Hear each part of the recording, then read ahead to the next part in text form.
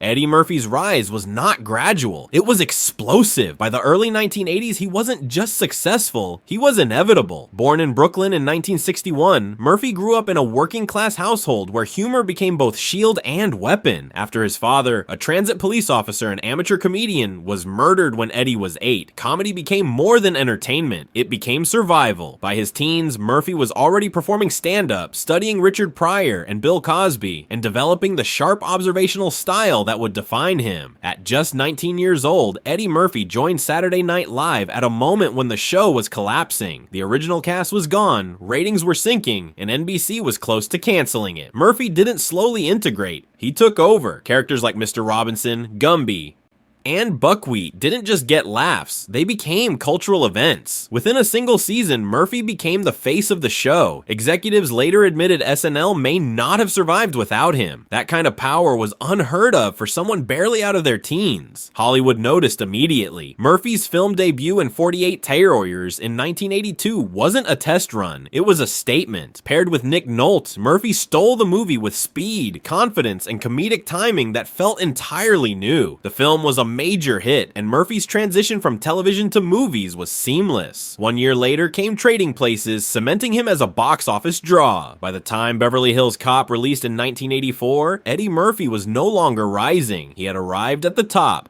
Beverly Hills Cop made over $300 million worldwide and became one of the highest grossing films of the decade. Murphy's Axel Foley was cool, funny, rebellious, and magnetic. He wasn't playing a traditional action hero. He rewrote the template. The industry had never seen anything like it. Studios didn't just want Eddie Murphy movies. They wanted to build Hollywood around Eddie Murphy. What made Murphy especially valuable was range. He wasn't limited to one tone or genre. He could do stand-up, sketch comedy, action, romance, and later, dramatic performances. His stand-up specials, delirious and raw, became legendary, pushing boundaries and dominating pop culture. At a time when stand-up specials were rare, Murphy turned them into events. He was performing at a level no comedian before him had achieved on film. Through the mid to late 1980s, Murphy was untouchable. Coming to America, Beverly Hills Cop 2, and Harlem Nights kept him at the center of the industry. Studios trusted him completely. His name alone could greenlight projects. He was the highest paid actor in Hollywood, commanding salaries no one else could match. At this point, Eddie Murphy wasn't just a superstar, he was a brand. But success at that level comes with pressure. Murphy's output was relentless. He wrote, starred, and sometimes directed. He rarely took breaks. By the early 1990s, the landscape began to shift. Audiences changed. Comedy evolved. Murphy experimented more, sometimes with mixed results. Films like Boomerang showed maturity and growth, but others failed to connect the same way his earlier work had. The invincibility was starting to crack. Still, even during this transitional phase, Murphy remained one of the most bankable names in the business. Hollywood hadn't turned on him yet, but expectations were changing. The margin for error grew smaller. Where other stars could afford missteps, Murphy was held to a different standard. When you dominate for as long as he did, every project becomes a referendum on your relevance. The real shift came at the turn of the millennium. Murphy made a calculated pivot. He leaned into family-friendly comedies and high-concept performances, including playing multiple characters in films like The Nutty Professor. These movies were commercially successful, but they also redefined how Hollywood viewed him. The edge that once made Murphy dangerous and unpredictable was softened. He was still famous. He was still rich. But the industry no longer positioned him as the cultural force he once was. Then came The Adventures of Pluto Nash in 2002. The film was expensive, heavily marketed, and critically panned. It became one of the most notorious box office failures of its era. In Hollywood, perception matters more than context. One failure doesn't end a career, but it can change how power flows. After Pluto Nash, studios became cautious, projects slowed. The unquestioned trust Murphy once enjoyed was gone. This is where the narrative begins to change. Eddie Murphy didn't disappear. He didn't lose talent, but Hollywood quietly adjusted its relationship with him. The machine that once built entire release schedules around Eddie Murphy began to move on, and for the first time since he was a teenager, Eddie Murphy was no longer the automatic choice. That was the moment the plug didn't get pulled loudly, it got pulled quietly.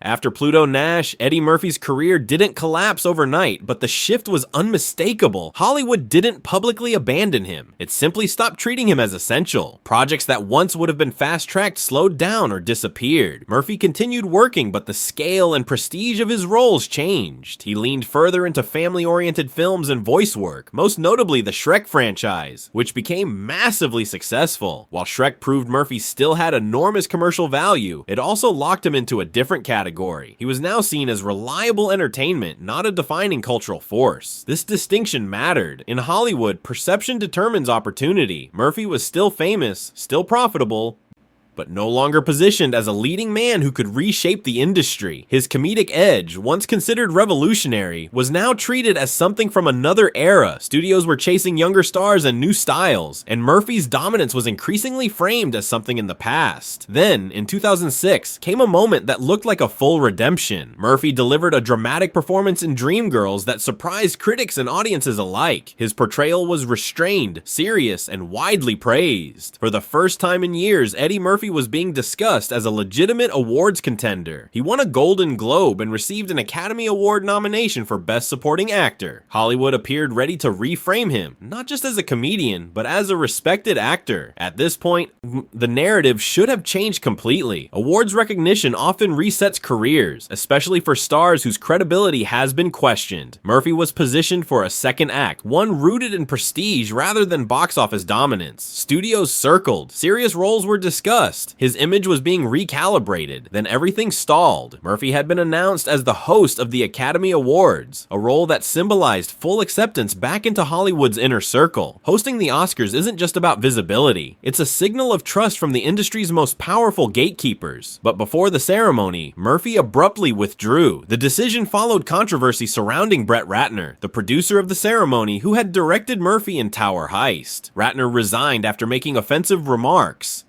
and Murphy chose to step away in solidarity. The move was interpreted in different ways, but the outcome was clear. Murphy vanished from the awards conversation almost immediately. The momentum from Dreamgirls evaporated. Instead of capitalizing on renewed credibility, his career entered another quiet retreat. Whether intentional or circumstantial, the timing was devastating. In Hollywood, windows closed quickly. This one slammed shut. What followed was a period of inconsistency. Films like Norbit undid much of the goodwill Murphy had regained. The movie was commercially successful but critically derided, reinforcing the narrative that Murphy couldn't sustain prestige. Instead of building on his dramatic momentum, he appeared stuck between two identities: the boundary-pushing comic of the past and the safe, broad entertainer of the present. Behind the scenes, Murphy was also changing. He became more private, more selective, and less interested in chasing relevance. Interviews grew rare. Projects slowed. For years, Eddie Murphy seemed to exist on the margins of Hollywood. Not rejected, but no longer pursued with urgency. He wasn't fighting for a comeback. He was waiting. This long dip wasn't marked by scandal or disaster. It was marked by absence. Murphy simply stopped being part of the conversation. Younger audiences knew him primarily as the voice of Donkey.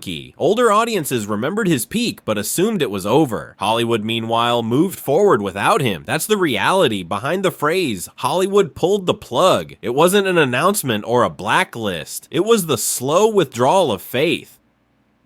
The system that once built around Eddie Murphy no longer knew how to use him, and instead of reshaping itself again, it moved on. Murphy didn't resist this shift publicly. He didn't attack the industry. He didn't demand relevance. He stepped back, focusing on family and personal life. In many ways, he opted out of the game, but opting out comes with a cost. When you're gone long enough, people stop waiting for your return. For nearly a decade, Eddie Murphy was treated as a legacy figure rather than an active force. His influence was acknowledged, but his future was uncertain. Hollywood had decided he belonged to an earlier era, and that label is difficult to shake. Even when Murphy appeared, it felt nostalgic rather than urgent. Yet underneath the silence, something was building. Murphy wasn't finished. He was recalibrating on his own terms, not Hollywood's. And when he finally chose to re-enter the spotlight, it wouldn't be as the industry once knew him. It would be as something rarer, a legend deciding when and how to speak again. Eddie Murphy's return did not begin with a loud announcement. It began quietly, with patience. After years of limited output, Murphy re-entered the public eye on his own terms. In 2019, he returned to stand-up with Dolomite as My Name, a film that reframed his career in a way Hollywood hadn't done in decades. Playing Rudy Ray Moore, Murphy delivered a performance rooted in persistence, rejection, and belief. Themes that mirrored his own journey. The response was immediate and strong. Critics praised the film, and Murphy's performance was widely described as a reminder of what Hollywood had underestimated. This time, the industry responded differently. Instead of pushing Murphy into trends or forcing reinvention, it leaned into legacy. He was no longer expected to compete with younger stars. He was being reintroduced as a pillar. That shift mattered. When Murphy hosted Saturday Night Live again in 2019, it wasn't a comeback episode. It was a coronation. The reception made one thing clear. The audience never left. The distance had come from Hollywood, not from viewers. Murphy's resurgence continued with Coming to America and later projects that leaned heavily on his cultural footprint. These films were not about proving relevance. They were about acknowledging history. Murphy wasn't trying to reclaim the 1980s. He was redefining what longevity looked like. In an industry that often discards its past, Murphy was being welcomed back as part of its foundation. The most significant signal came with the revival of Beverly Hills Cop. When Beverly Hills Cop Axel F was released in 2024, it wasn't framed as a desperate reboot. It was marketed as a continuation, a return of a character that had never lost recognition. Murphy stepped back into Axel Foley without apology or irony. The film's release confirmed what many already knew. Eddie Murphy didn't disappear because audiences stopped caring. He disappeared because Hollywood stopped building around him. At this stage in his career, Murphy occupies a rare position. He is not chasing box office dominance. He is choosing moments. That difference separates late career survival from late career control. Murphy now works when the project aligns with his terms, not when the industry demands it.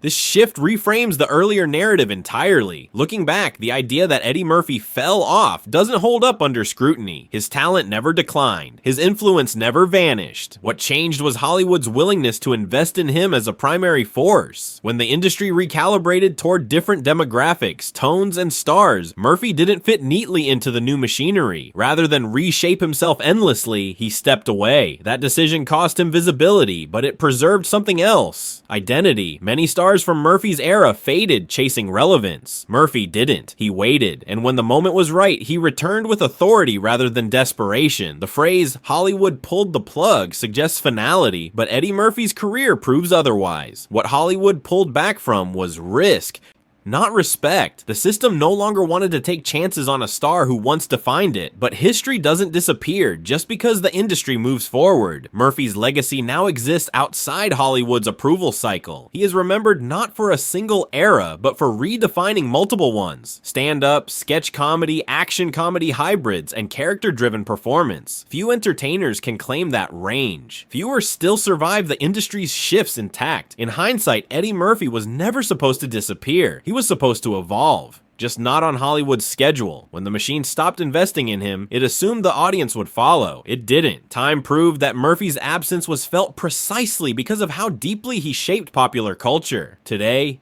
Eddie Murphy stands as a reminder of how Hollywood treats even its most valuable stars. Talent alone isn't enough. Timing, perception, and power matter just as much. One misstep, one shift in taste, or one broken relationship can change everything. Even for someone at the very top, Eddie Murphy didn't lose his place because he wasn't good enough. He lost it because the system decided it was done betting on him. And when Hollywood pulled the plug, it didn't end his story. It only paused it. Now, with the distance of time, the narrative looks different. Eddie Murphy wasn't a star who faded. He was a star who stepped back, survived the silence, and returned with something Hollywood rarely produces anymore: perspective. That's not a fall. That's longevity.